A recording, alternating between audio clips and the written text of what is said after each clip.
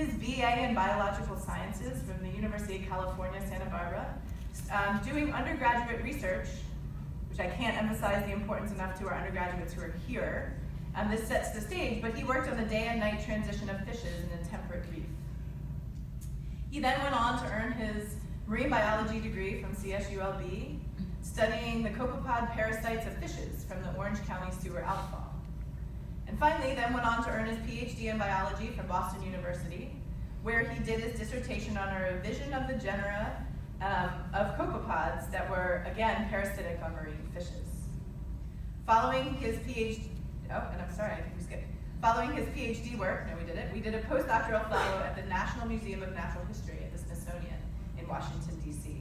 Again, doing a revision of parasitic copepods on fishes and sea urchins. He continued beyond that to be part-time faculty at Georgetown University, part-time faculty at Cal State Long Beach, which you'll hear about from a person who had him, and then a water biologist in the LA Sanitation District. And it's here that in various positions, from supervisor of bioassessments, environmental affairs officer, division manager, assistant general manager, he continued to move throughout the ranks there, really contributing to how we do resource management within the area. He's currently the assistant manager at the LA Sanitation and is LA Sanitation's chief scientific officer.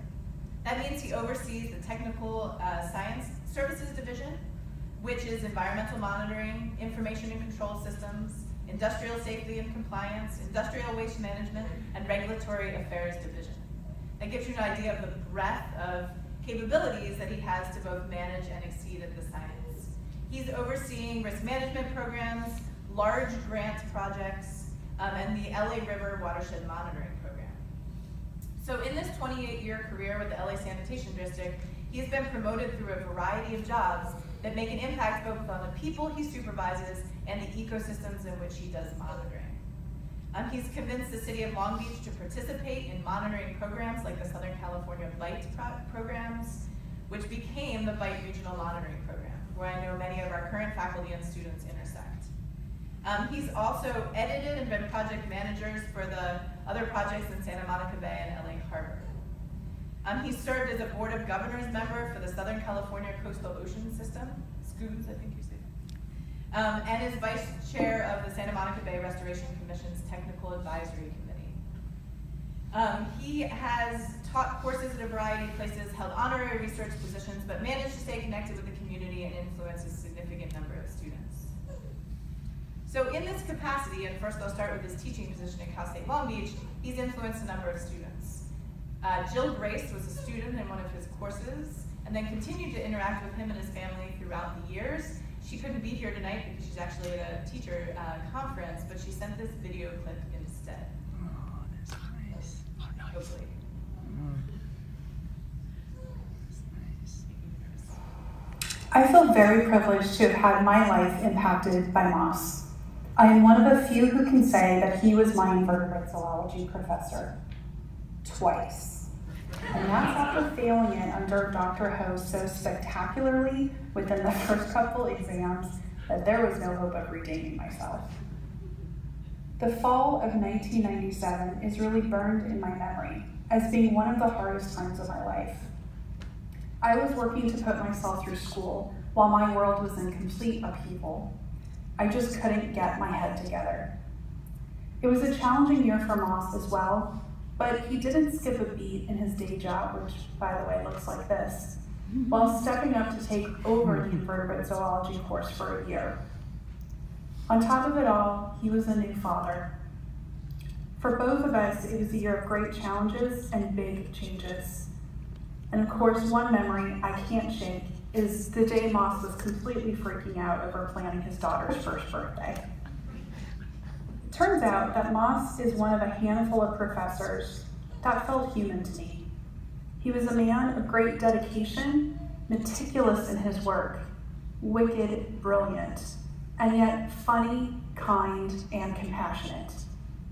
Somehow, we both survived that year, and it was the first time I felt a professor was proud of me when I finally managed to excel. Granted, round 3 of taking the course. But I emerged with the drive to succeed a change of perspective leading to a very great passion for invertebrates that would later inspire me as a science educator. And I got a new friend. We've stayed in touch over the years, an occasional lunch, holiday cards, letting a bunch of teachers I was working with visit his science labs. But things changed one year. It was late August of 2008 when into my 7th grade science class walks Wang-Dojiri, Moss's daughter. The first moment I met Stacy, I could see the same twinkle in her eye that Moss has. Her sharp wit, work ethic, and easygoing nature are all a product of both of her amazing parents, but remind me most of her dad. Stacy knew her father was an important scientist, but you know, at that age, a cute pair of jeans is probably way more interesting. I don't think she had a concept yet about the gravity of his contribution to science until we were learning about classification later that year and protocol for naming species. I even shared a paper published by Julie Kalman, now Passarelli, probably in the audience, so the kids could understand how scientists need to communicate information on new species. I casually mentioned that I thought Stacy's dad had identified a new one, and I encouraged her to go home that night and ask him about it. That night, I got an email from him listing a ridiculous number of species. And in a weird twist of fate, I still have that email. Check that out. I'm gonna let that soak in for a second. The next day, when I shared the email with Stacy's class, her jaw literally dropped.